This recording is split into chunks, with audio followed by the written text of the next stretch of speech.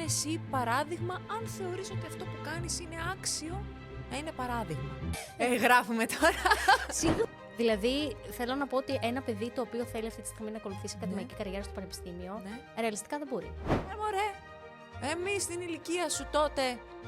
Υποτιμητικό είτε από το επάγγελμα είτε από τη χώρα. Γιατί και το να φύγεις από τη χώρα είναι μια πολύ καλή λύση πλέον. Και εδώ μπορείς να κάνεις πράγματα. Καλώς ήρθατε λοιπόν σε ακόμα ένα επεισόδιο του podcast μου Think Again, όπου έχω την τιμή να έχω ως καλεσμένη την Ιωάννα. Δεν θα πω το επίθετο, γιατί δεν το έχω μάθει ακόμα. Προσπάθησε. Κουρκούδιαλου. Είδες. The speech specialist βασικά. Αυτό είναι πιο δύσκολο. Αυτό είναι πιο δύσκολο, όντως. Αλλά παρόλα αυτά, καλώς ήρθες, Ιωάννα. Σε ευχαριστώ πάρα πολύ. Μεγάλη μου χαρά. Είσαι επικοινωνιολόγος. Όχι. Πες μας λίγο γι' αυτό. Ήθελα πριν να την κάνω αυτή την ερώτηση.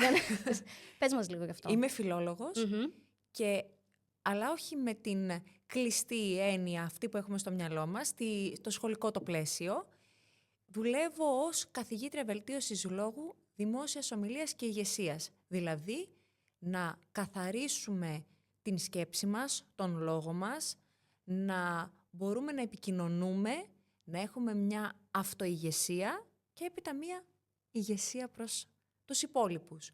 Οπότε εγώ εστιάζω στην επικοινωνία όχι ως επικοινωνιολόγος, όχι ως ψυχολόγος, όχι ως θεραπευτής. Ως φιλόλογος. Ένας φιλόλογος που καθαρίζει τη σκέψη και τον λόγο για να μπορεί να επικοινωνεί και να συνδέεται με τον εαυτό του και με τους άλλους.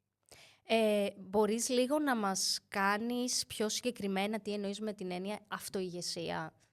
Δηλαδή βρίσκω το κέντρο μου, βρίσκω την καθαρότητά μου μέσα στο μυαλό μου και στον λόγο μου. Γιατί ο λόγος επηρεάζει τη σκέψη και η σκέψη τον λόγο μας, έτσι. Οπότε εγώ όταν είμαι ένας καθαρός άνθρωπος, σκέφτομαι με μια καθαρότητα, ακρίβεια, σαφήνεια, έτσι θα είναι και ο λόγος μου. Έχω μια αυτοηγεσία στη σκέψη μου. Αυτό όμως απαιτεί από έναν άνθρωπο, ο οποίος μιλάει, να έχει σκεφτεί πάρα πολύ καλά το τι θέλει να πει, να το έχει ορίσει εντελώς στο κεφάλι του, να έχει ουσιαστικά γράψει το λόγο του, γιατί δεν είναι και πάρα πολύ εύκολο στην καθομιλουμένη να ξέρουμε ακριβώς πάντα τι θέλουμε να πούμε και πώς να το εκφράσουμε, γιατί μπορεί πολύ καλά να έχεις δομημένο στο κεφάλι σου το τι θέλεις να πεις, αλλά να δυσκολεύεσαι να βρεις τις κατάλληλες λέξεις να το εκφράσεις. Πάρα πολύ ωραία. Οπότε, γιατί δυσκολεύομαι να επικοινωνήσω? Γιατί δεν γνωρίζω τι συμβαίνει στο μυαλό μου και στην καρδιά μου, ένα κομμάτι, ή ξέρω, αλλά δεν έχω το λεξιλόγιο για να το πω. Τι εννοώ? Έχω φτωχό λεξιλόγιο. Δεν σημαίνει ότι είμαι χαμηλής νοημοσύνης άνθρωπος. Σημαίνει ότι η φαρέτρα μου δεν έχει μέσα πολλά όπλα για να τα πάρω την κατάλληλη στιγμή και να τα δώσω. Οπότε, για να επικοινωνήσω αυτό που θέλω σωστά, πρώτα πρέπει να έχω καταλάβει τι συμβαίνει μέσα μου και έπειτα να έχω τις κατάλληλες λέξεις για να το κάνω. Τι μου δίνει λοιπόν πιο πλεονέκτημα το να έχω πλούσιο λεξιλόγιο, όπως είπες πριν. Όχι για να σε εντυπωσιάσω, όχι για να σου δείξω δες πόσο όμορφα μιλάω εγώ. Σε κέρδισα με αυτό. Να σε πείσω, φυσικά να σε πείσω, αλλά κυρίως γιατί μπορώ να έχω αποχρώσεις στον λόγο μου, να έχω διακρίσεις. Και αυτό το χρειάζομαι. Γιατί? Τι κάνεις? Καλά. Χάλια. Ή είμαι καλά ή είμαι χάλια. Όχι. Καμία ενδιάμεση διαβάθμιση. Τίποτα ενδιάμεσα. Μπορεί να είμαι κουρασμένος, απογοητευμένος, συγχυσμένος, εξαντλημένος. Τι μου συμβαίνει? Δες τώρα. Πάμε στον ψυχολόγο για να πούμε τι συμβαίνει στην ψυχή μας. Και κάνουμε πρώτα μαθήματα μαζί για να πάνε στον ψυχολόγο να τα πούνε. Γιατί? Αλήθεια, συμβαίνει αυτό? Συμβαίνει αυτό. Τι κάνουμε? Ονοματίζουμε τα συναισθήματα. Δίνουμε ένα λεξιλόγιο συναισθημάτων. Και πηγαίνουν και νιώθω έτσι. Και βγαίνουν πολύ πιο γρήγορα στο αποτέλεσμα. Παρ' όλα αυτά να σου πω ότι πολλές φορές όταν δίνουμε όνομα σε κάτι, για μας ξεκινάει τότε να υπάρχει. Βέβαια. Είναι ένας φακός η γλώσσα. Και μας πηγαίνει προς τα εκεί. Α, αυτό είναι, ναι. Βλέπεις, και όταν δεν μπορούμε να βρούμε τη σωστή λέξη, πώς το λένε αυτό? Και συγχυζόμαστε κιόλας στα μωρά που προσπαθούν να μιλήσουν και δεν έχουν τη λέξη. Τι δεν καταλαβαίνεις, αυτό θέλω. Αυτό συμβαίνει μέσα μας. Οκ, πάρα πολύ ενδιαφέρον. Αλλά αρχικά, πριν ξεκινήσουμε γενικότερα οτιδήποτε πούμε, πώς ορίζεις εσύ την επικοινωνία? Γιατί εξ αρχής το επάγγελμά σου έχει να κάνει με την επικοινωνία. Ναι. Πώς την ορίζεις? Επικοινωνία δεν είναι μιλώ. Είναι συνδέομαι με κάποιον άλλον. Έτσι επικοινωνώ. Και δεν επικοινωνώ μόνο με τις λέξεις μου. Σκέψη, φωνή και λόγος. Και με το σώμα μου επικοινωνώ και με την παύση μου επικοινωνώ. Όλα αυτά είναι επικοινωνία. Ακόμα και με την πρόθεσή μου. Αν έχω πρόθεση να σε πληγώσω, αυτό που θα πω θα ακουστεί πληγωτικό, ακόμα και αν έχει μέσα του πολύ όμορφες λέξεις. Αν έχω πρόθεση να σου πω κάτι καλό, θα φανεί και στην χρειά της φωνής μου και στη στάση του σώματός μου και στις εκφράσεις του προσώπου μου. Δεν θα είναι σκληρές. Εκτός αν έχεις κάνει μπότοξ, μόνο εκεί δεν μπορεί να μιλήσει το πρόσωπό σου. Σε όποια άλλη περίπτωση, οι μικροεκφράσεις του προσώπου σου προδίδουν αυτό που θέλεις να πεις. Είναι επικοινωνία και αυτό. Αρκεί βέβαια και ο συνομιλητής σου να έχει την ικανότητα να το διαβάσει, έτσι. Περνάει υποσυνείδητα το μήνυμα. Ακόμη και αν δεν έχει μελετήσει, περνάει, κάνεις ένα... Δεν έχω μελετήσει ότι αυτό δείχνει απέχθεια ή αηδία. Δεν μου το έχει πει κάποιος, αλλά το γνωρίζω. Ναι. Υποσυνείδητα το ξέρω, έτσι. Πω, τι χαρά έχεις που μιλάς για αυτά τα θέματα. Πραγματικά είναι όλη σου η ζωή αυτή τη στιγμή. Ναι, είναι. Είναι ο σκοπός της ζωής μου. Ναι. Είναι πάρα πολύ σημαντικό να έχεις ανθρώπους που να ασχολούνται με αντικείμενα τα οποία τα λατρεύουν. Γιατί έτσι πραγματικά δίνεις στο αντικείμενο. Ναι. Χαίρομαι πάρα πολύ. Και εγώ νιώθω ότι φωτίζω κάθε φορά που μιλάω γι' αυτό. Μα πραγματικά, ακόμα και τα χέρια σου. Ναι. Είναι έντονες οι εκφράσεις, ενώ γενικά στα βίντεο σου είσαι πολύ πιο... να το πω, προσπαθείς λίγο να περιορίζεις πιο πολύ, αλλά και εκεί κουνάς τα χέρια σου. Ναι. Και εκεί, ενώ θες να συγκρατήσει, φαίνεται ο ενθουσιασμός, το χαμόγελο. Μπορεί να λες κάτι σοβαρό και να σκάσει και ένα χαμόγελο στο πίσω μέρος. Μου αρέσει πάρα πολύ αυτό το πράγμα. Φαίνεται όταν κάποιος ασχολείται με κάτι που το αγαπά, δεν φαίνεται και σαν δουλειά.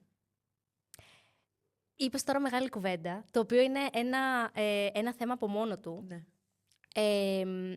Παρ' όλα αυτά, πώς ακριβώς ένας άνθρωπος, και που το έχεις δει και εσύ από τη δουλειά σου, πώς προσεγγίζεις ολιστικά το λόγο? Είναι αυτό που είπαμε πριν, πως δεν κοιτάω μόνο τις λέξεις, τη γραμματική, το συντακτικό. Φυσικά πρέπει να σεβόμαστε τον ίδιο μας τον εαυτό και τον συνομιλητή μας, χρησιμοποιώντας τις σωστές λέξεις, με σωστή κλίση.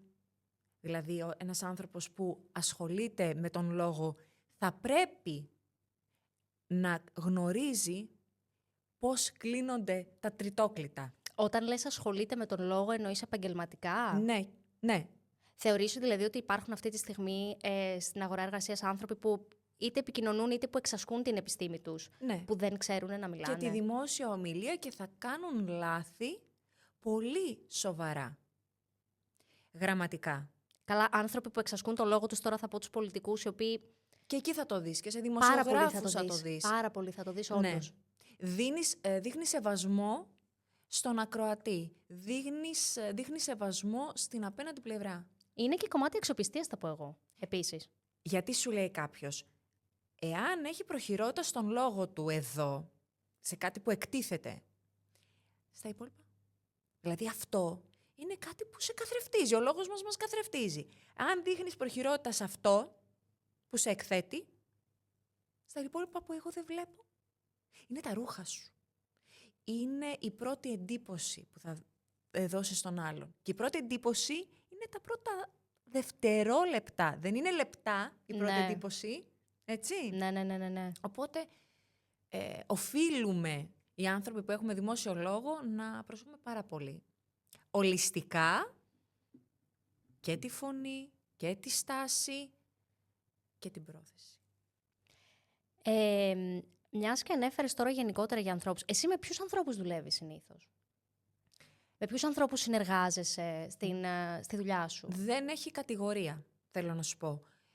Βοηθώ ανθρώπους που θέλουν να επικοινωνήσουν. Είναι από την κυρία που έχει την καντίνα και θέλει να μιλήσει με όριο στους πελάτες, γιατί είναι ένας ανδροκρατούμενος χώρος υψισταριά και θέλει να δώσει το όριο, μέχρι πολύ γνωστούς τραγουδιστές, ποδοσφαιριστές, υπουργούς. Δεν υπάρχει ένας κλάδος. Είναι τεράστιο. Ο άνθρωπος της διπλανής πόρτας, ο οποίος έχει μία corporate θέση. Δουλεύει στην... Δεν μπορώ να το πω στα ελληνικά. Να βλέπεις. Δες τώρα. Περιέγραψέ το. Περιφραστικά.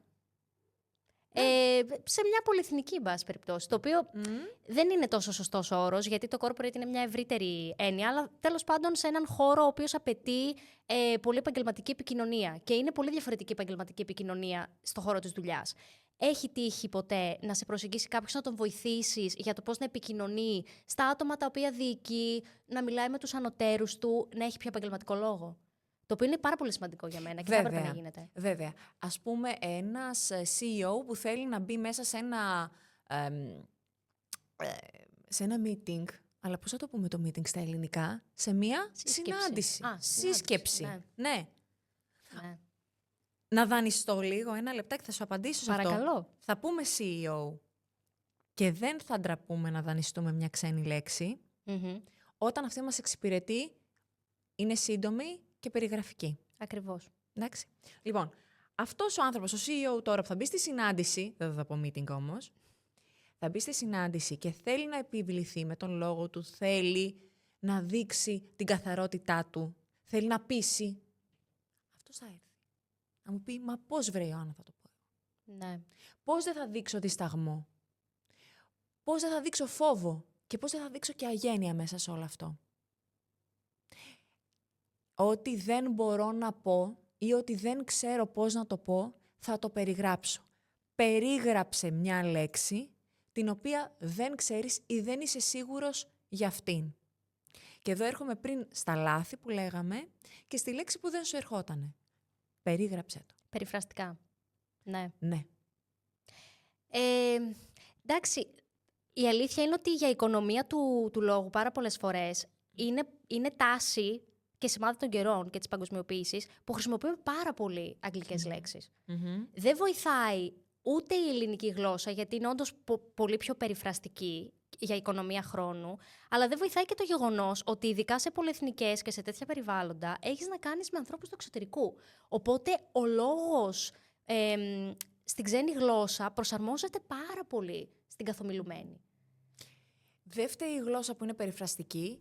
Καλά, σίγουρα δεν φταίει η γλώσσα. Έχουμε την έννοια, έχουμε τη λέξη η οποία ήρθε από το εξωτερικό. Ναι. Δεν την έχουμε βγάλει εμείς. Ναι. Εντάξει. Οπότε, ναι, εγώ θα σου πω πως δεν δαιμονοποιούμε τις ξένες λέξεις. Όποτε αυτές μας εξυπηρετούν. Δηλαδή, θα πεις ασανσέρ αντί για ανελκυστήρας, το καταλαβαίνω. Όταν όμως έχουμε την ελληνική τη λέξη, αφού υπάρχει, γιατί να μην τη χρησιμοποιήσω? Να τη μάθω πρώτα, γιατί δεν ξέρω για όλες. Ναι. Και αυτή να μπορώ να τη βάλω μέσα στο λεξιλόγιό μου.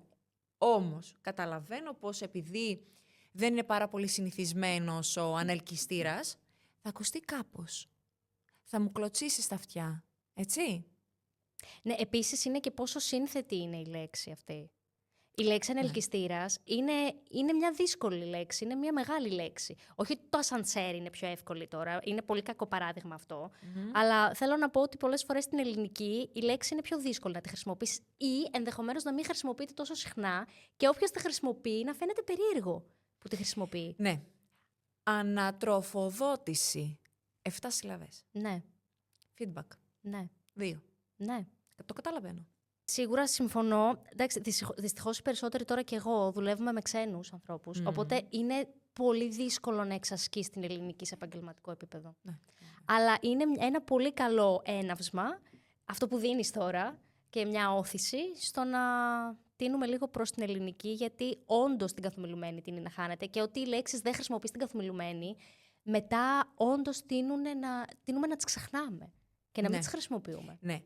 Εάν εσύ έχεις μέσα στη φαρέτρα σου και τη μία και την άλλη λέξη και ξέρεις ότι εγώ με τον ξένο θα μιλήσω με την αγγλική και με τον Έλληνα όμως μπορώ πολύ εύκολα να βγάλω και την ελληνική. Είναι δύσκολο όμως αυτό. Αυτό είναι το θέμα. Είναι δύσκολο. Γιατί σου έχει γίνει πλέον συνήθεια. Ακριβώς αυτό. Ναι, το καταλαβαίνω. Παρ' όλα αυτά, υπάρχει κάτι το οποίο θα πρότεινες εσύ. Ακόμα και όταν σκέφτομαι, εγώ σκέφτομαι στα αγγλικά πλέον.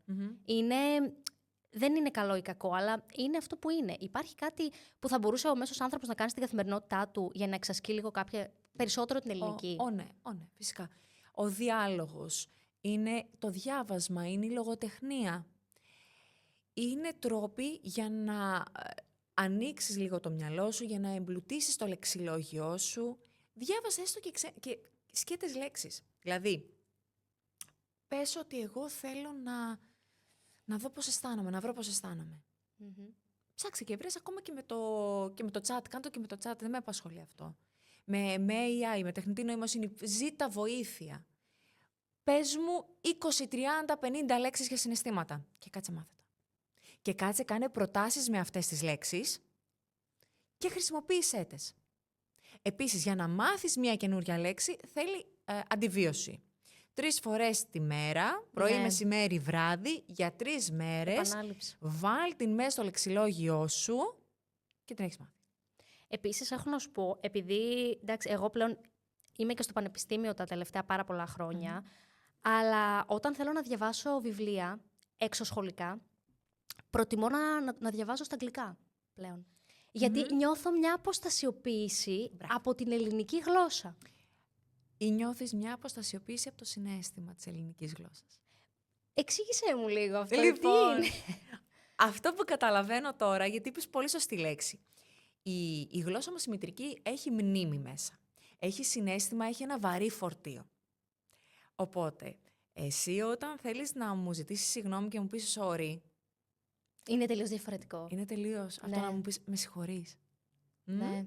Το συγγνώμη είναι πολύ βαριά. Είναι πολύ πιο βαριά από το sorry. Sorry θα πεις πάρα πολύ εύκολα. Ναι. Γιατί έχεις μία απόσταση από το συναίσθημα. Θυμάσαι από αυτή τη λέξη τη μαμά σου που θα στο έχει πει, τη φίλη σου στην παιδική σου ηλικία που θα στην έχει πει. Έχει μνήμη μέσα.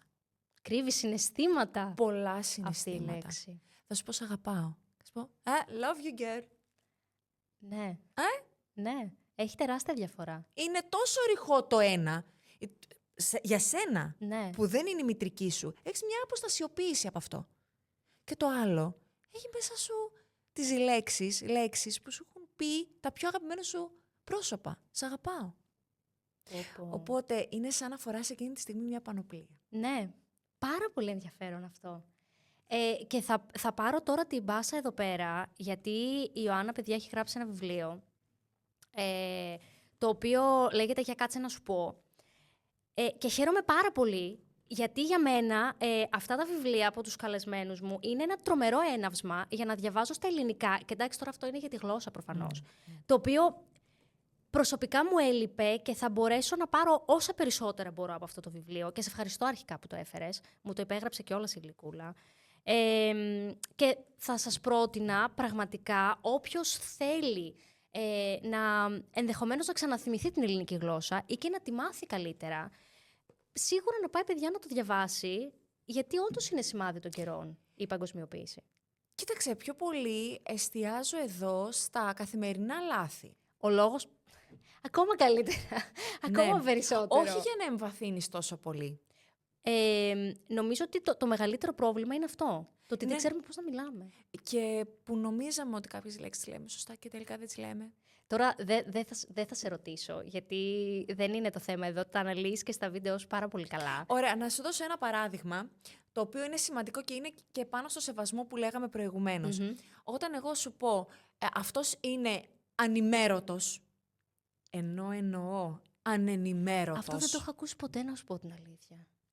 Κι όμως, ανενημέρωτος, δεν έχει ενημερωθεί. Και θα ακούσεις και το ανημέρωτος, που δεν έχει εξημερωθεί δηλαδή. Και λες τώρα τι μου είπε. τι μου είπε. Μου φαίνεται πάρα πολύ περίεργο. Εξαπαλών ον ήχων το γνωρίζω αυτό. Και ο ένας εννοεί επιφανειακά, επιδερμικά και ο άλλος εννοεί από παιδική ηλικία. Ο ένας έχει δίκιο και ο άλλος έχει άδικο. Ποιος έχει δίκιο? Από παιδική ηλικία, από τότε που τα νύχια μου ήταν απαλά. Άνα, μπράβο. Οκ. Οπότε, να γνωρίζουμε γιατί πράγμα μιλάμε. Γι' αυτό δεν μπορούμε να συνεννοηθούμε.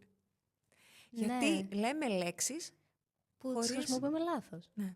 Καλά, δεν θα πω τώρα για το καταρχήν. Καταρχάς, νομίζω αυτό οι περισσότεροι το έχετε μάθει μέχρι τώρα, θέλω να πιστεύω. Εμένα μου έκανε εντύπωση το συμμετάσχω που έχεις κάνει πολύ πρόσφατα ένα βίντεο, το οποίο εγώ δεν το ήξερα. Και δεν τη χρησιμοποιούσα βέβαια τη λέξη πάρα πολύ συχνά, αλλά είναι πάρα πολύ ενδιαφέρον. Ναι. Θα συμμετάσχω μία φορά. Μία φορά και το συμμετέχω είναι επανειλημμένα. Ναι. Τρομερή. Μπορεί να μας φύγει στον λόγο μας και να πούμε κάτι, αυτό δεν έγινε. Καλά, μια φορά ναι. Απλά το θέμα είναι ότι δεν γίνονται μια φορά. Καταλαβαίνεις πότε είναι πάνω στον προφορικό λόγο που κάτι μπορεί να ξεφύγει και εμείς θα κάνουμε λάθη και εγώ θα κάνω λάθη φυσικά και Καλά εννοείται. εμένα με περιμένουν και στη γωνία έτσι. Τι έγινε τώρα. Αχ, αυτό είναι πολύ μεγάλο βάρος στη γωνία. Και πίεση. Ναι, δεν με πειράζει όμως. Εντάξει, άνθρωποι είμαστε. Αυτό. Ξέρω και ξέρεις Ναι. ότι είναι λόγω της προφορικότητας. Και εκεί συγχωρούνται λάθη. Στο γραπτό δεν συγχωρούμε λάθη. Καλά, στο γραπτό. Έχεις χρόνο. Αυτό υποτίθεται ότι το έχεις δει και το έχεις ξαναδεί και το έχεις μελετήσει. Άρα λοιπόν η γλώσσα και η σκέψη. Τώρα εντάξει, ξεφύγαμε λίγο με την αγγλική, αλλά θέλω να πάμε λίγο στο συναίσθημα που μιλήσαμε πριν. Η γλώσσα καθορίζει τη σκέψη ή η σκέψη καθορίζει τη γλώσσα? Ή είναι δύο κομμάτια αλληλένδετα? Αλληλένδετα εντελώς. Συγκοινωνούν τα δοχεία. Λοιπόν, έχω κάποιες λέξεις. Με αυτές τις λέξεις διαμορφώνω τη σκέψη μου. Η σκέψη μου διαμορφώνει τον κόσμο γύρω μου. Η σκέψη αλλάζει τον άνθρωπο. Ο λόγος αλλάζει τον άνθρωπο. Και ο άνθρωπος ο ίδιος αλλάζει τις λέξεις του. Όσο μεγαλώνουμε λοιπόν, ανάλογα με τις εμπειρίες μας, αλλάζουμε το λεξιλόγιό μας και εμείς οι ίδιοι αλλάζουμε. Όταν λοιπόν εγώ πω, Έλενα, αυτήν την κουρτίνα εγώ τη συχαίνομαι. Δεν είναι του γούστου μου. Δεν μου ταιριάζει. Έχω τελείως διαφορετικό βάρος. Ναι. Σκέφτομαι με πολύ αρνητικά για κάτι. Και ο κόσμος γύρω μου γίνεται πιο μαύρος. Ναι. Ήταν μια χάλια μέρα σήμερα. Ήταν μια κουραστική μέρα σήμερα. Πόση διαφορά έχει αυτό στη σκέψη μου? Πολύ μεγάλη. Μα αυτό που λες, που περιγράφεις τώρα, έχει να κάνει και με το πώς διαμορφώνονται τα συναισθήματα. Ανάλογα με το πώς μπορείς και δικτοδοτείς και κατονομάζεις με λέξεις αυτό που νιώθεις εκείνη τη στιγμή. Είναι αυτό που λέγαμε πριν. Ναι. Όσο πιο λίγες λέξεις έχεις για να περιγράψεις τα συναισθήματά σου, τόσο πιο πολύ συρρικνώνεται το φάσμα των συναισθημάτων που βιώνεις. Ακριβώς. Ανοίγει ξαφνικά ένα άλλο κομμάτι στη ζωή σου. Λες, τι βλέπω εγώ τώρα? Τι αισθάνομαι? Τα αισθανόμουν και πριν αυτά τα πράγματα, ναι. Τα αισθανόσουν και πριν αυτά. Απλά δεν μπορούσε να τους δώσει όνομα. Ναι. Πω, πάρα πολύ ενδιαφέρον. Περιορίζεις πάρα πολύ και τη σκέψη σου και τα συναισθήματά σου, όσο περιορίζεις τον λόγο σου, το λεξιλόγιό σου. Και έχεις μία καθαρότητα προς τον ίδιο σου τον εαυτό. Μπορείς με αυτόν τον τρόπο τώρα να το πεις και στον φίλο σου, στον σύντροφό σου, στο γονιό σου, στο παιδί σου. Πώς νιώθω, να στο εξηγήσω. Ναι, είναι αυτό που λες, που λέγαμε πριν για την επικοινωνία. Όσο καλύτερα το νιώθεις και το δικτοδοτείς, τόσο καλύτερα το επικοινωνείς και στους γύρω σου. Βέβαια, να πω εδώ ότι συνήθως αυτός που κατέχει το λόγο λίγο καλύτερα είναι αυτός που έχει και το προβάδισμα, και θα σε πάω λίγο σε ένα λίγο διαφορετικό κομμάτι. Θεωρείς ότι ο λόγος ή αυτός που κατέχει πολύ καλά τον λόγο μπορεί να χειραγωγεί πάρα πολύ εύκολα το πλήθος ή άλλους ανθρώπους ή καταστάσεις? Λοιπόν, η γλώσσα είναι εργαλείο. Κάποιοι γεννιούνται και το έχουν έμφυτο αυτό το ταλέντο της επικοινωνίας. Συνήθως όμως όταν δεις κάποιον να μιλάει καλά, να επικοινωνεί σωστά, είναι πάντα μετά από εξάσκηση. Αυτό το εργαλείο λοιπόν που έχουμε και το εξασκούμε μπορεί να χρησιμοποιηθεί όπως όλα τα εργαλεία και με κακό τρόπο. Και με χειραγώγηση. Μπορώ να σε χειραγωγήσω, ναι, με τον λόγο μου. Εσύ θα μου το επιτρέψεις? Ναι. Πώς δεν θα μου το επιτρέψεις? Έχοντας κριτική σκέψη. Έχοντας αντίσταση στο να υποκύψεις με ένα σύνθημα. Με ένα απόφθεγμα που θα σου ανεβάσω και θα σου γράψω και από κάτω ο Επίκτητος, Επίκουρος. Και εσύ λες, το είπε ο Επίκτητος. Καλά, η επίκληση στην αυθεντία. Και δεν το έχει πει ποτέ όμως Ναι, ο Σωκράτης, ο Επίκτητος ή ο Επίκουρος ή ο Πλάτωνας. Και εγώ το έγραψα. Ναι. Γιατί ήταν εφάνταστο αυτό που έγραψα. Καλά, άσχετα ότι εγώ δεν θα μπορώ να το ψάξω ποτέ, ότι όντως το είπε ο Σωκράτης. Άρα χειραγωγήθηκες μόνη σου. Οπότε, ο λόγος είναι εργαλείο, είναι όπλο για όποιον τον κατέχει. Έχει κριτική σκέψη να καταλάβεις πότε χρησιμοποιείται εναντίον σου. Ναι. Θεωρείς ότι η πολιτική είναι ένας τέτοιος χώρος? Καλά, η απάντηση είναι πασιφανής, θα έλεγε κανείς. Θα σου πω το εξής.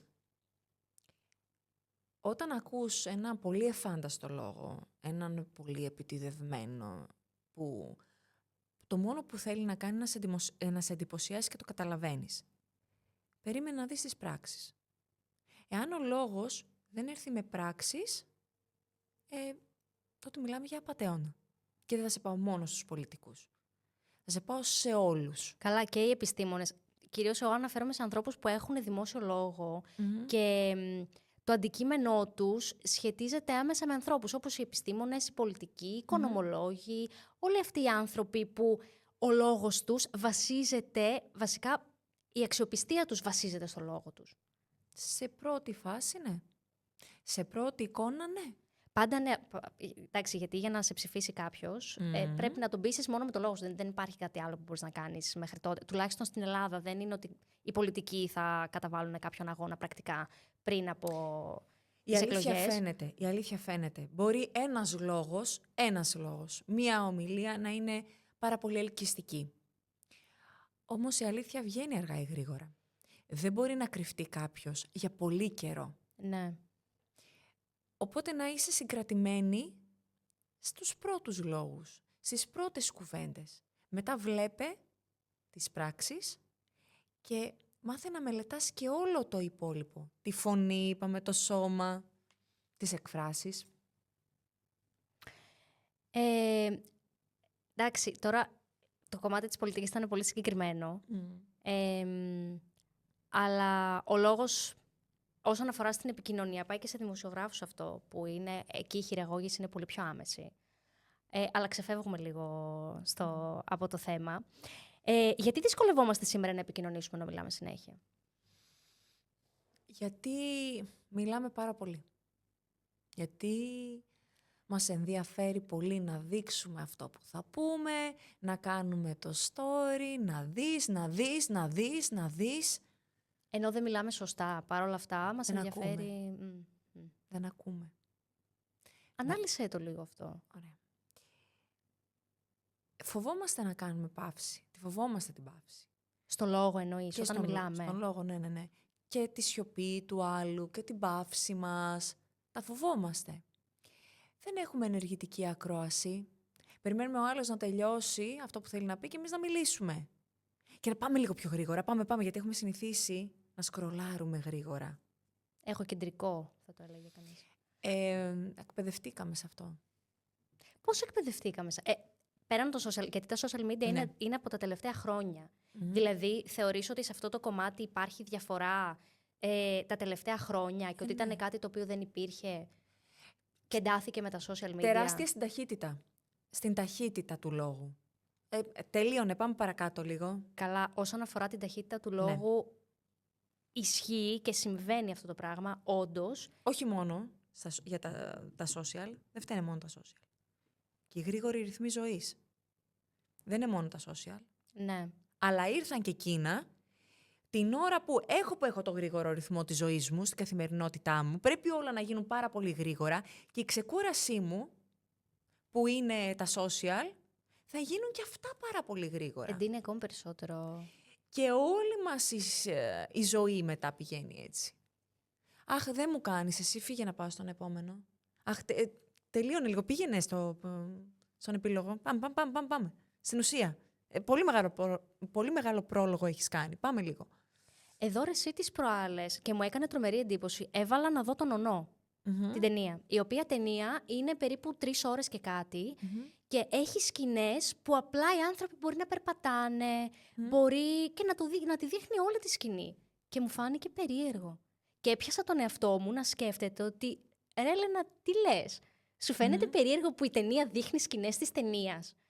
Γιατί πιστεύεις ότι είναι τυχαίο το ότι το Netflix με τα μικρά επεισόδια πάει καλύτερα από το να βάλω να δω μία ταινία που μπορεί να καθίσω να δω επεισόδια παραπάνω από 3 ώρες. Έτσι. Αλλά την 3ωρη την ταινία να μην κάτσω να τη δω. Να μην κάτσω να τη δω, ναι. Εντάξει, τα 20 λεπτά επεισόδια, τώρα θυμάμαι και από τα sitcoms, τα κάνανε τόσο μικρά για να βάζουν και πολλές διαφημίσεις από τότε. Αλλά τώρα συνεχίζουν να είναι μικρά για άλλο λόγο. Δηλαδή στις πλατφόρμες αυτές που λες για να σου δίνει την εντύπωση ότι 20 λεπτά, μωρέ σιγά τι είναι 20 λεπτά, να τα δω. Ναι. Και βλέπεις 10 επεισόδια. Είναι και αυτό όμως πως δεν θα κάτσω 3 ώρες να αφιερώσω σε σένα. Πιο λίγο θα αφιερώσω σε σένα. Θα το πάμε λίγο πιο γρήγορα. Ναι. Έχουμε και αυτήν την αίσθηση.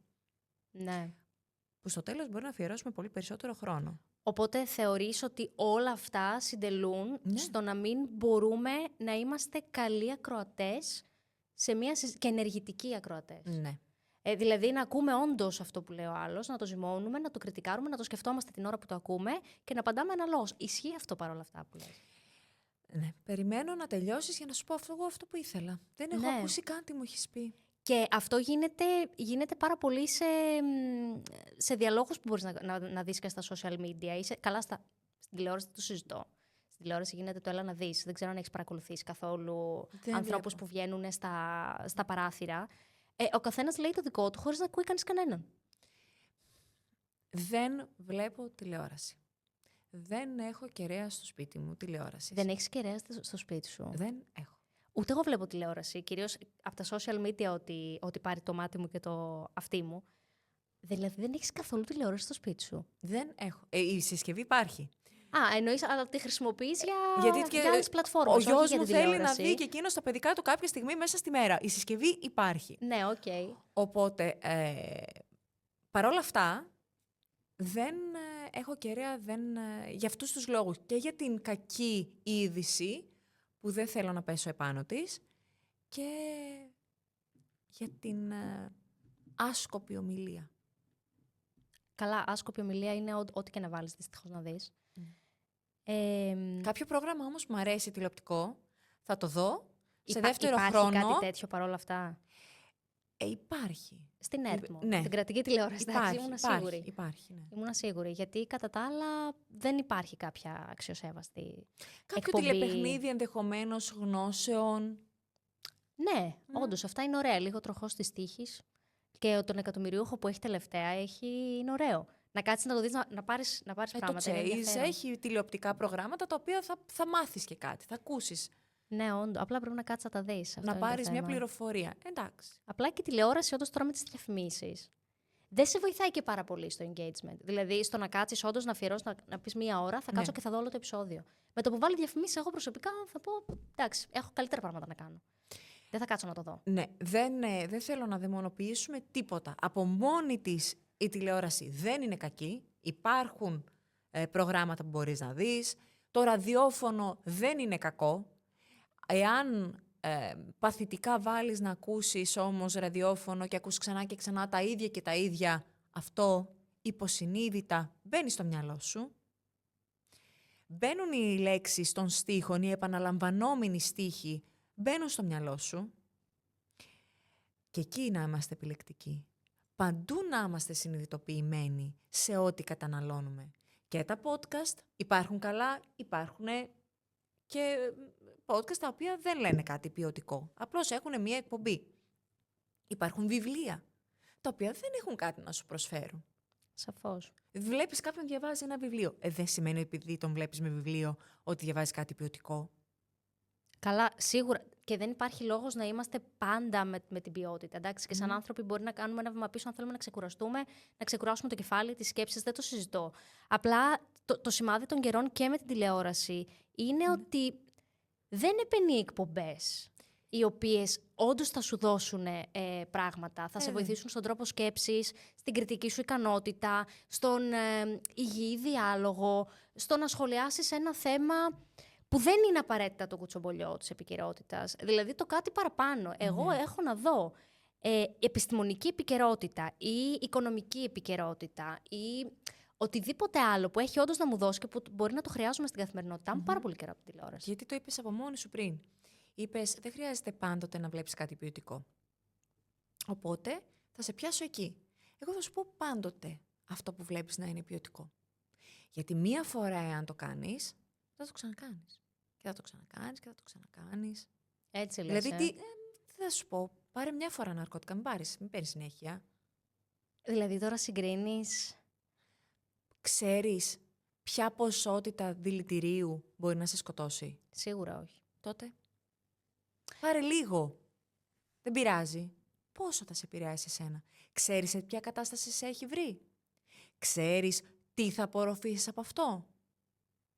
Αν το δεις λίγο πριν τον ύπνο σου, πόσο μέσα σου θα το πάρεις. Και δεν θα είναι λίγο συνήθως πριν τον ύπνο. Γιατί υπάρχει και μια κατάσταση πριν τον ύπνο, όπου όταν καταναλώνεις τέτοιο περιεχόμενο, όντως, πλέον δεν νηστάζεις, ο οργανισμός σου μπαίνει σε ένα άλλο...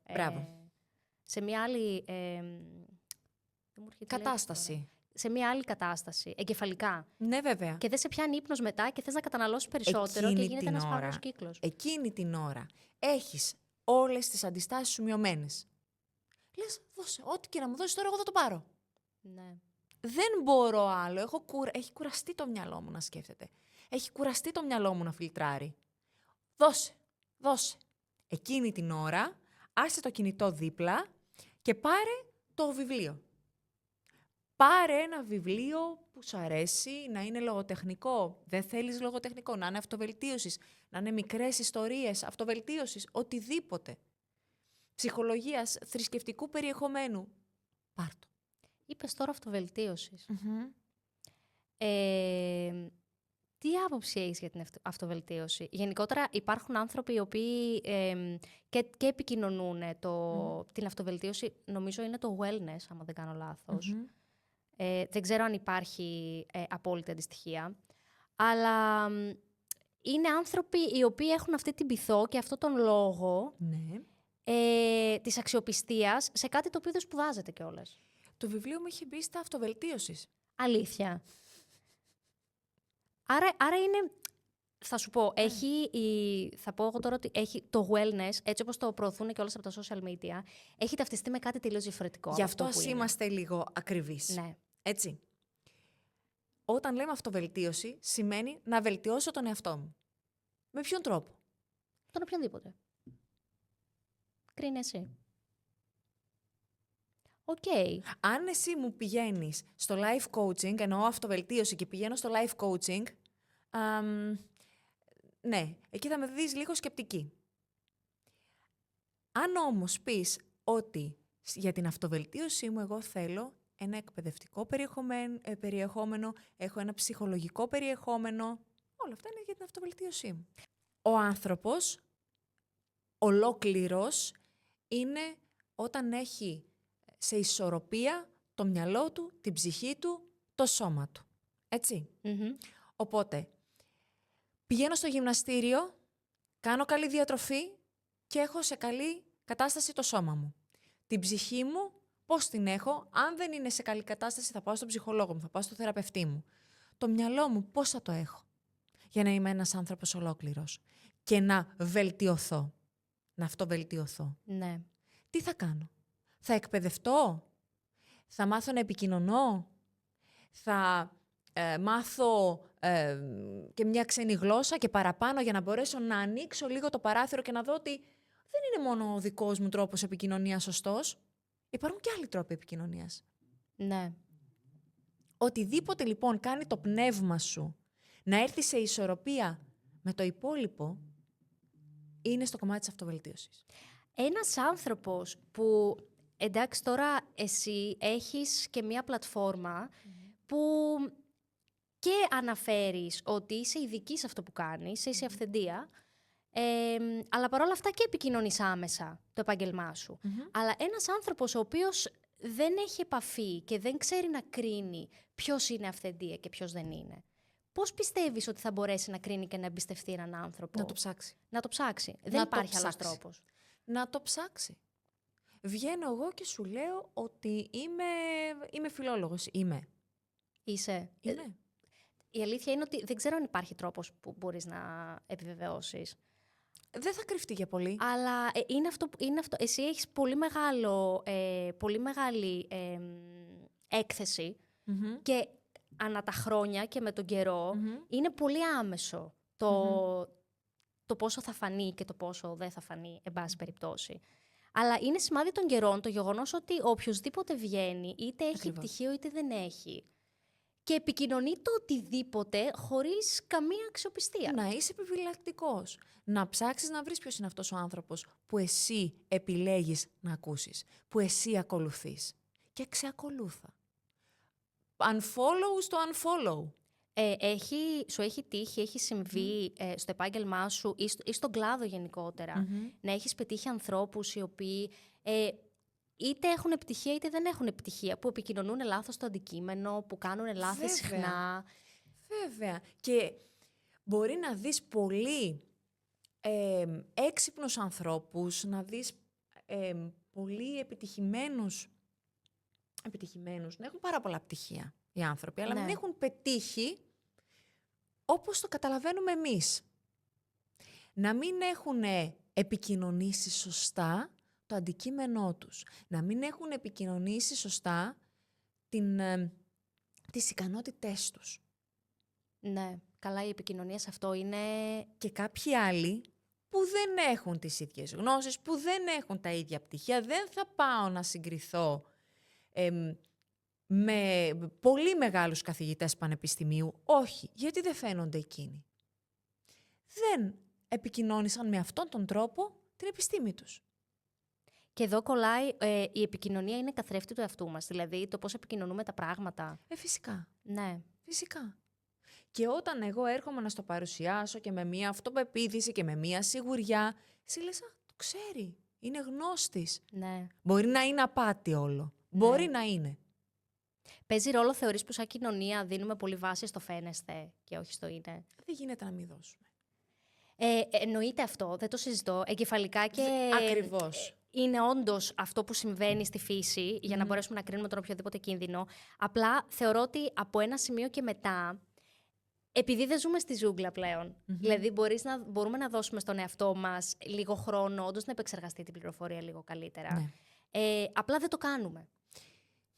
Είμαστε θετικά προσκύμενοι σε μία οικία όμορφη εικόνα. Και λέω όμορφη με καλή μορφή. Είμαστε θετικά προσκύμενοι και είναι λογικό. Γιατί βλέπουν και τα μάτια μας, ακούνε και τα αυτιά μας. Ναι. Αν μείνουμε όμως στο φαίνεστε, αυτό είναι δικό μας πρόβλημα.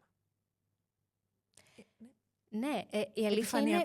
Αυτή τη στιγμή λες πράγματα τα οποία στο μυαλό σου φαντάζουν δεδομένα, γιατί τα έχεις καλλιεργήσει έτσι και τα εξασκείς στην καθημερινότητά σου ενδεχομένως. Αλλά πολλοί κόσμος δεν μπορεί. Δηλαδή δεν μπορεί να έχει άμυνες στην παραπληροφόρηση. Δεν μπορεί να έχει άμυνες στην κακή πληροφορία. Δεν μπορεί να έχει άμυνες στο κακό περιεχόμενο. Μην έχεις υπερπληροφόρηση τότε. Δυστυχώς Μην έχεις. Κόψε πράγματα. Γι' αυτό σου είπα πριν, unfollow στο unfollow. Ξεακολούθησε λογαριασμούς. Κράτα πολύ συγκεκριμένους. Και παρακολούθησε αυτούς. Να έχεις μέντορες. Πρέπει να έχεις μέντορες. Χρειάζεται. Να μην λέμε πρέπει πάρα πολύ. Ναι. Να το λέμε, αλλά εκεί που χρειάζεται. Είναι χρήσιμο να έχουμε ανθρώπους που μας δίνουν κίνητρο, μας δίνουν το έναυσμα, μας παρακινούν. Ναι. Μπορεί να είναι του περιβάλλοντος μας, μπορεί να είναι και γνωστοί άνθρωποι. Να τονίσουμε εδώ, όχι είδωλα, μέντορες, έχει διαφορά τεράστια. Μπορεί να μην είναι εν ζωή. Ο δικός μου να είναι ο Σωκράτης, να είναι ιδιοτήμα, να είναι άνθρωποι που δεν είναι εν ζωή. Όμως να έχεις. Να τους διαβάζεις και να τους μελετάς. Κάτι από αυτό φέρ' στο σήμερα. Ναι, κάτι θα πάρεις. Οι πρώτοι life coaches, τέλος πάντων, αυτοί ήταν. Και το κάναν και τζάμπα. Και δωρεάν. Θα πω, κάνανε και πολλά παραπάνω από life coaching. Γιατί εξασκούσαν τη φιλοσοφία στη μορφή που υπήρχε τότε, που η φιλοσοφία ήταν τα πάντα. Ήταν επιστήμες, ήταν όλοι οι φιλόσοφοι, ήταν πανεπιστήμονες εκείνη την εποχή.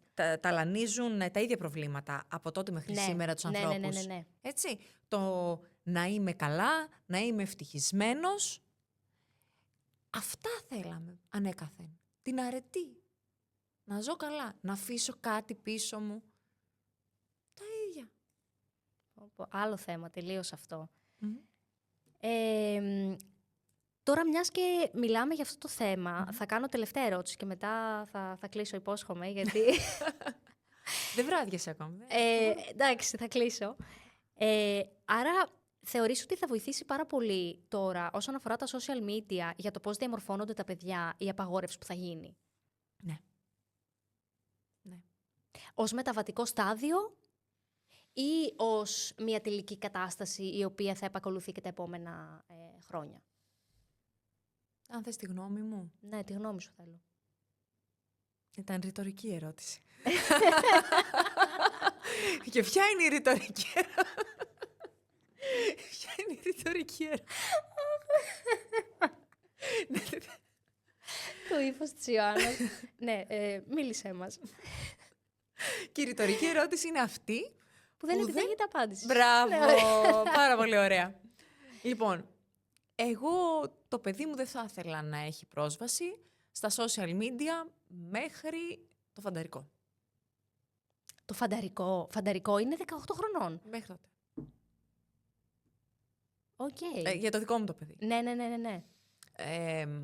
Εντάξει, 6 ετών είναι τώρα. Για τα επόμενα 12 χρόνια δεν θα το χρειαστεί.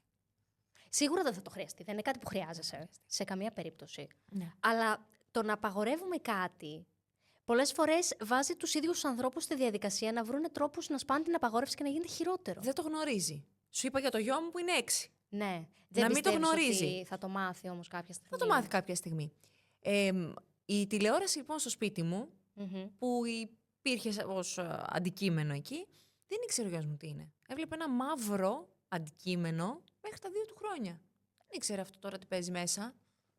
Όταν ήρθε στη ζωή μας και τώρα μπορείς να μπεις στο μαγικό κόσμο της εικόνας, ενθουσιάστηκε στην αρχή, λέει, τι είναι αυτό? Δεν έκατσε παραπάνω από 1/4. Τον είχες μάθει διαφορετικά με την έννοια στην Ήτανε εικόνα άλλα, του βιβλίου? Μπράβο! Ήταν άλλα τα ερεθίσματα. Ναι. Ήταν η φύση, ήταν το βιβλίο, ήταν ο λόγος. Γιατί μίλησε το παιδί σου τόσο γρήγορα? Μου λέγανε, γιατί είχαμε αυτά. Δεν υπήρχε και κάποιο θέμα. Ναι. Οπότε ήταν πιο το έδαφος πρόσφορο. Γιατί γράφει γρήγορα ένα παιδί, γιατί διαβάζει γρήγορα ένα παιδί, γιατί μιλάει γρήγορα ένα παιδί? Όταν έχει άλλα ερεθίσματα, πέραν της εικόνας. Οπότε όταν έρθει, και αν δεν πέσει με τα μούτρα, γιατί έχει βρει κάτι άλλο που να του κλείνει αυτό το κενό. Ναι. Το να δώσω λοιπόν ένα οπλισμένο όπλο σε ένα παιδί και να του πω, κάνω τι νομίζεις τώρα. Χωρίς έλεγχο. Όχι, αυτό είναι στο άλλο άκρο. Απλά το θέμα είναι ότι αν δεν υιοθετηθεί αυτή η πρακτική γενικότερα από τους νέους γονείς, κακά τα ψέματα, τα παιδιά τα οποία έχουν εκτεθεί στα social media πριν τα 18 είναι αυτά τα οποία θα επηρεάσουν και τα υπόλοιπα που δεν έχουν εκτεθεί. Ωραία, τώρα θέλει μια ισορροπία, θέλει ένα μέτρο. Ναι. Όλα είναι στην ισορροπία. Όπως και το κινητό. Γιατί η μαμά έχει κινητό, ο φίλος μου να πάρω κι εγώ. Συζήτηση, όριο από πριν. Παιδί μου, έλα εδώ. Αυτό που θα πάρεις είναι ένα κινητό το οποίο θα σε βάλει στο ίντερνετ. Το ίντερνετ είναι ένας κόσμος τεράστιος. Μέσα υπάρχουν κίνδυνοι. Να πούμε από πριν πόση ώρα θα είσαι στο κινητό. Καλά, αυτό θέλει Να- προεργασία όμως χρόνων. Ακριβώς. Χρόνων όχι, αλλά μία συζήτηση τι θέλει πριν έρθει. Το δώρο, η επιβράβευση. Με την έννοια είναι αυτό που έλεγες πριν, όταν έχεις καλλιεργήσει το παιδί σου σε διαφορετικά ερεθίσματα, τα οποία μετά, εφόσον με αυτά έχει μεγαλώσει, αυτά θα ζητάει. Ναι. Δεν θα έχει την ανάγκη και δεν θα χρειαστεί να κάνεις παραπάνω από μία συζήτηση μετά. Ακριβώς. Ακριβώς. Απλά το θέμα είναι να έχεις κάνει αυτή την προεργασία, το οποίο είναι δύσκολο σε αυτή την εποχή που ζούμε Που τώρα. πρέπει να γίνει και από το σπίτι και από το σχολείο. Ναι. Το σχολείο είναι το νούμερο 1 και είναι παράγοντας που δεν μπορείς να ελέγξεις εσύ άμεσα. Αυτό είναι το πρόβλημα με το σχολείο. 1-2 δεν θα σου πω. Θα πω ότι είναι υπεύθυνη και η οικογένεια και το σχολείο. Ναι, εννοείται. Και κοινωνία. Γενικότερα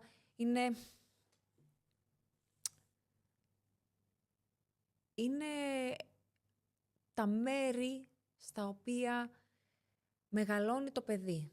Που περνάει το περισσότερο Που του χρόνου. Ναι. Μόνο αυτό μπορείς να Ακούω κάνεις. τις σιωπές. Παρατηρώ πάρα πολύ.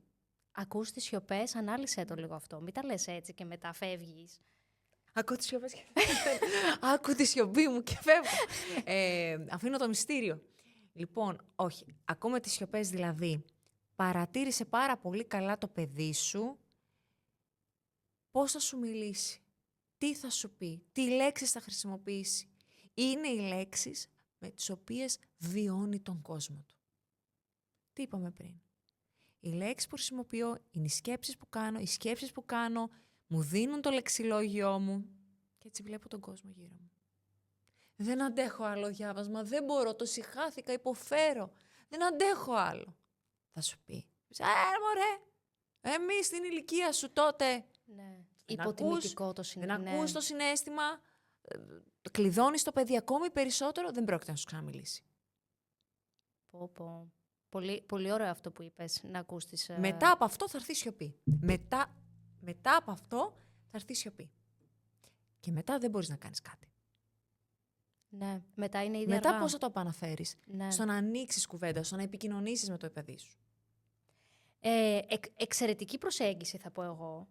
Και μπράβο που το κάνεις και το εξασκείς σαν μαμά σε μια εποχή που είναι πάρα πολύ δύσκολο να το κάνεις αυτό. Γιατί είναι πολύ εύκολο να πεις ότι θα δώσω εγώ ένα τάμπλετ στο παιδί, γιατί εγώ δεν προλαβαίνω να ασχοληθώ μαζί του για να περάσει λίγο χρόνο για να κάνω κι εγώ άλλα πράγματα ή για να το Το ηρεμήσω. καταλαβαίνω όταν γίνεται. Γι' αυτό το λέω, είναι πολύ εύκολο να το κάνεις Το αυτό. καταλαβαίνω όταν γίνεται. Γιατί όταν έχεις ένα παιδί που ουρλιάζει, είναι σε ιστερία και είναι και η μαμά και δεν έχει βοήθεια, θα το δώσει. Ναι, Και θα το καταλάβω. ναι. Δεν ξέρεις εκείνη την ώρα η μαμά αυτή τι περνάει. Και το παιδί από το να είναι σε μια ιστερία, το να του δώσει εκείνη τη στιγμή κάτι να δει, Ναι. πάρα πολύ προσεκτικά, ίσως να είναι και προτιμότερο. Από το να είναι ένα σπίτι. Το Ναι. καταλαβαίνω. Ήταν δύσκολο να μην μπω στον πειρασμό. Μπήκα, υπήρχε ο πειρασμός, το να μην υποκύψω στον Ναι. πειρασμό. Ήταν δύσκολο. Γενικά είναι δύσκολο για μια μαμά η οποία έχει και 1 και 2 και 3 παιδιά να το κάνει αυτό και να έχει και ενδεχομένως να πρέπει να επιστρέψει και στη δουλειά της, Ναι. να πρέπει να έχει και το σπίτι. Δεν το συζητώ και δεν το κατακρίνω. Είναι πάρα πολύ δύσκολο, ειδικά όταν δεν συμμετέχουν Ναι. ενεργά και οι δύο γονείς, είτε γιατί δεν υπάρχουν, είτε για τον οποιονδήποτε λόγο. Οπότε, μπράβο που το έχεις κάνει και το έχεις κάνει και καταλαβαίνεις ότι λειτουργεί και υπάρχει διαφορά. Δεν είναι απλά ότι το έκανες και τι είχαμε, τι χάσαμε. Το έκανα. Τώρα μπράβο ή όχι. Είναι προτιμότερο. Όποιος μπορεί, ας το κάνει. Πολύ μεγάλη παγίδα τώρα που λέμε τα μπράβο, όταν ένας άνθρωπος πει ότι εγώ τώρα θα γυρίσω στην πνευματικότητά μου, θα εξελιχθώ πνευματικά, θα διαβάσω και τα βιβλία μου και θα... Μπορεί να πέσει σε τεράστια παγίδα το να νιώθει ανώτερος άνθρωπος. Και όλοι οι άλλοι είναι Υπεροψία. κατώτεροι. Προσοχή στην τροφοδοσία του εγωισμού. Αυτοβελτιωνόμαστε για εμάς. Όχι για να είμαστε ανώτερα όντα των υπολείπων. Έχεις κάποια παραδείγματα τώρα στο μυαλό σου και τα Πολλά. λες αυτά? Πολλά. Εννοείς σε ανθρώπους που έχουν έκθεση και τους βλέπουμε καθημερινά και παρατηρείς τέτοιες υπεροπτικές και εγωκεντρικές συμπεριφορές? Εγώ θα σου πω ότι μπορεί και να είχα πιάσει τον εαυτό μου να σκέφτεται έτσι. Γιατί δεν διαβάζουν, γιατί μιλάνε έτσι, Περίμενε, θα το χάσεις τώρα. Είναι εγωιστικές αυτές οι σκέψεις. Ναι. Το κάνεις για σένα. Όλοι οι άνθρωποι, θα σου πω και από τη δική μου εμπειρία, όλοι οι άνθρωποι έχουν περάσει από αυτό. Mm-hmm. Ειδικά όταν βλέπεις την προσπάθεια που καταβάλεις εσύ για να βελτιωθείς εσύ και να δώσεις πίσω στην κοινωνία. Mm-hmm. Γιατί όταν αυτοβελτιώνεται η μονάδα, αναγκαστικά βελτιώνεται ταυτόχρονα και όλη η κοινωνία. Mm-hmm. Υπάρχει ένα συναίσθημα αδικίας, θα πω εγώ, τουλάχιστον πώς το έχω βιώσει εγώ, που οι άλλοι άνθρωποι δεν κάνουν το ίδιο. Και ίσως από εκεί προκύπτει λίγο το κομμάτι της υπεροψίας, αλλά είναι κάτι που αν το χειριστείς σωστά και όντως συνεχίσεις να διαβάζεις και δεν φύγεις από αυτό, θα φύγει αυτό το συναίσθημα. Ναι, με το που έφυγε αυτό, που δεν κράτησε, ήταν όμως ένα συναίσθημα. Μετά λες, θα γίνεις έμπνευση. Αν δεν είσαι κάτι παραπάνω από τους άλλους. Ναι. Αλλά αν θεωρείς ότι αυτό που κάνεις είναι σωστό, είναι καλό, είναι ποιοτικό, γίνε έμπνευση. Ναι. Πολύ σωστά τα λες. Γίνε εσύ παράδειγμα, αν θεωρείς ότι αυτό που κάνεις είναι άξιο να είναι παράδειγμα. Κάνε με τις πράξεις σου.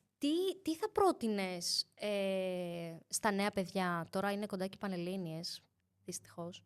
Τι θα πρότεινες στα νέα παιδιά όσον αφορά το επάγγελμα του φιλόλογου και το τι διέξοδοι μπορεί να υπάρχουν, σύμφωνα πάντα με τον κορεσμό που υπάρχει στην αγορά εργασίας στη δεδομένη στιγμή? Κορεσμένο ήταν το επάγγελμα από τότε που έδινα εγώ Πανελλήνιες και είναι πολλά τα χρόνια. Αλήθεια. Ναι, βέβαια. Είχα την εντύπωση ότι σε κάποια δεκαετία, ίσως ήταν μόνο οι δάσκαλοι της δημοτικής, που υπήρχε ένα χάος να μπουν όλοι να γίνουν δάσκαλοι, αλλά ήταν στους δασκάλους όταν μόνο. έδινα εγώ και ήταν πολλά χρόνια πριν. Το τονίζει δεύτερη φορά. Ναι. Σε περίπτωση που δεν το καταλάβετε την πρώτη. Ήταν κορεσμένο ήδη. Εγώ λοιπόν θα πω ότι δεν ξέρουμε ποιο είναι το επάγγελμα του μέλλοντος. Δεν είμαι μελλοντολόγος. Δεν μπορούσε κανείς να μου πει τότε τι θα έκανα εγώ σήμερα. Δεν μπορούσα να το φανταστώ. Εγώ είχα κινητό με κουμπάκια. Ναι. Οπότε, αν μου λέγε κάποιος, ξέρεις, θα βγαίνεις στην οθόνη ενός κινητού. Τι εννοείς, τι θα κάνουμε? Οπότε θα πω σε όλα τα παιδιά, και γενικότερα όχι μόνο στα παιδιά, γιατί στα παιδιά, σε όλους, βρες αυτό που αγαπάς, να έχεις και ταλέντο, γιατί αν δεν έχεις ταλέντο, άστο. Δηλαδή, δεν μπορώ να γίνω τραγουδίστρια επειδή πολύ δούλεψα πάνω σε αυτό όταν δεν έχω φωνή. Λίγο διφορούμενο θα πω εγώ. Βρες αυτό που αγαπάς και να έχεις και κλείσει. Και δούλεψε πάνω του σαν σκυλί λυσασμένο. Πέσε με τα μούτρα. Και αν βιοποριστείς και από αυτό, είσαι ευλογημένος. Ναι. Ταλέντο, τι εννοώ? Όσοι σπούδασαν φιλόλογοι, χημικοί, μαθηματικοί, δεν έχουν όλοι το χάρισμα της μεταδοτικότητας. Γιατί Ναι, να γίνουν σίγουρα. λοιπόν όλοι δάσκαλοι? Ναι, σίγουρα. Γιατί να γίνουν όλοι εκπαιδευτικοί? Αυτό εννοώ, να υπάρχει και ένα ταλέντο. Ναι. Καλλιέργησέ το. Βρες κάτι, καλλιέργησέ το. Να το αγαπάς. Από τώρα αυτό που είπες μου έφερε μία μνήμη με τα δύο κοριτσάκια τα οποία... Τέλος πάντων, τα 17χρονα κορίτσια τα οποία έπεσαν από τον μπαλκόνι. Και ήταν όλο απόρρια της καταπίεσης που υπάρχει, γιατί οθούμε πάρα πολύ τα παιδιά, στο απλά να μπουν να σπουδάσουν. Ναι. Απλά για να σπουδάσουν. Ψυχοσωματικά πολλά, ψυχολογικά πάρα πολλά. Να σπουδάσουν γιατί τι θα πει και η γειτονιά, Δεν ξέρω, υπάρχει ακόμη αυτό. Υπάρχει ακόμη. Υπάρχει ακόμη αυτό. Γιατί πρέπει να γίνεις επιστήμονας, Σόνι και Ντε, γιατί αλλιώς δεν θα είσαι κάτι σε αυτή την κοινωνία. Επιτυχημένος, ναι. Και σε αυτή την κοινωνία. Τι θα είσαι αν δεν είσαι επιστήμονας. Και μετά χρήματα, πώς θα βγάλεις. Θα πρέπει να γίνεις τι, γιατρός μόνο, δικηγόρος, κάτι ακόμη, έχουμε. Νομίζω αυτά είναι τα βασικά. Αυτά είναι τα βασικά τώρα. Είναι τα βασικά τώρα. Ωραία. Επίσης τώρα είναι και το να γίνεις TikToker. Ναι, influencer. Υπάρχει αυτό. Influencer.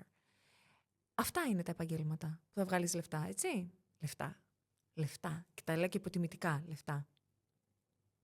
Χρήματα, για να κερδίσεις χρήματα, θα είναι από αυτό που αγαπάς. Τα υπόλοιπα θα είναι λεφτά. Βαριά κουβέντα είπες τώρα. Γιατί μακάρι να μπορούσαν και να είχαν και την ευκαιρία ή την τύχη, δεν ξέρω πώς να το πω, όλοι οι άνθρωποι να μπορούσαν να κάνουν αυτό που αγαπάνε. Και αν δεν το σπούδασες, σπούδασέ το τώρα. Ναι. Και αν σπούδασες κάτι άλλο, κυνήγα το όνειρό σου. Όχι, εγώ είμαι υπέρ αυτού. Και δεύτερο πτυχίο να κάνεις, αν έχεις το κουράγιο, γιατί θέλει κουράγιο. Ναι. Θέλει χρόνο, αλλά και τι δεν θέλει χρόνο. Φτάσει εκεί που δεν μπορείς. Μη σπουδάσεις γιατί κάποιος σου το είπε. Μη κάνεις το μηχανογραφικό σου επειδή έτσι θέλουν οι γονείς σου. Δεν είναι... Φυσικά και είναι κίνητρο ο βιοπορισμός σου, αλλά δεν θα βιοποριστείς από μία εργασία που σε κάνει δυστυχισμένο. Ναι, τουλάχιστον αυτό είναι το άπιαστο Θα τα δίνεις στους γιατρούς μετά. Στους ψυχολόγους, σε διάφορους άλλους. Γιατί θα είσαι καταδικασμένος να κάνεις πάντοτε μία εργασία που δεν αγαπάς. Θα εγκλωβιστείς. Εντάξει, αυτή είναι η πραγματικότητα δυστυχώς πολύ κόσμου σήμερα. Ναι. Αλλά... Έχουμε υπάρξει λίγο πολύ όλοι εγκλωβισμένοι Ναι. σε μία συνθήκη. Μόνο και μόνο για το οικονομικό. Αναγκαστικά. Φύγε. Προετοίμασε το έδαφος και φύγε. Είτε από το επάγγελμα είτε από τη χώρα. Γιατί και το να φύγεις από τη χώρα είναι μια πολύ καλή λύση πλέον. Γιατί σου λέω ότι να μην ρίχνουμε την ευθύνη πάντοτε κάπου αλλού. Όταν βγήκα από το πανεπιστήμιο, λοιπόν, δεν υπήρχαν... ήταν οικονομική κρίση τότε, σαν να μιλάω εγώ σαν γιαγιά. Τότε Άρα, ήταν οικονομική κρίση. Μπορούμε να βρούμε κάπου λίγο την Ναι, μπορεί να ήταν οικονομική κρίση, λοιπόν, δεν υπήρχε τίποτα. Έκανα μαθήματα, λοιπόν, σε παιδιά αφιλοκερδός. Έπρεπε κάπως να πάρω την... Αφιλοκερδός τελείως. Αφιλοκερδός τελείως. Έπρεπε κάπως να πάρω την εμπειρία της εκπαίδευσης. Μετά, λέω, δεν γίνεται, κάπως πρέπει να επιβιώσουμε κιόλας. Σαφώς.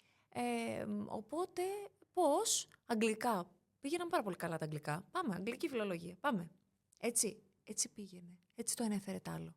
Μετά, αγγλικά, ναι, αλλά τα παιδάκια ήταν στα φροντιστήρια και ήταν πιο οικονομικά τα φροντιστήρια και εγώ έκανα ιδιαίτερα. Τώρα τι θα κάνουμε?